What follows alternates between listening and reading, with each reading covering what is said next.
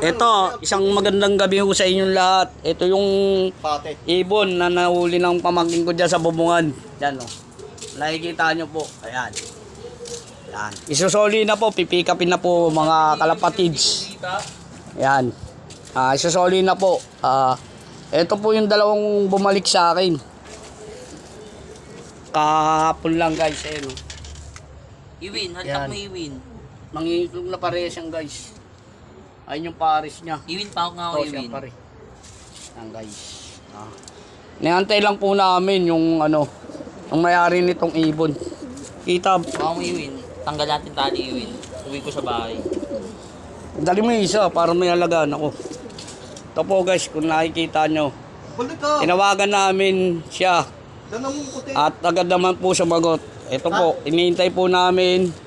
Mga pamangkin ko si Iwin. Yan. Iwin kasi. Yan. Kung nakikita nyo po, yan. Sasoli po namin ha. Shoutout kay Boss Duting, kay Boss Mawi. Shoutout kay Master Stag, kay Master Budoy. Yan. Shoutout kay Loli Chongko. Shoutout sa inyo dyan. Kay Romero Rubia. Yan, ito Toy G. Kay Luting.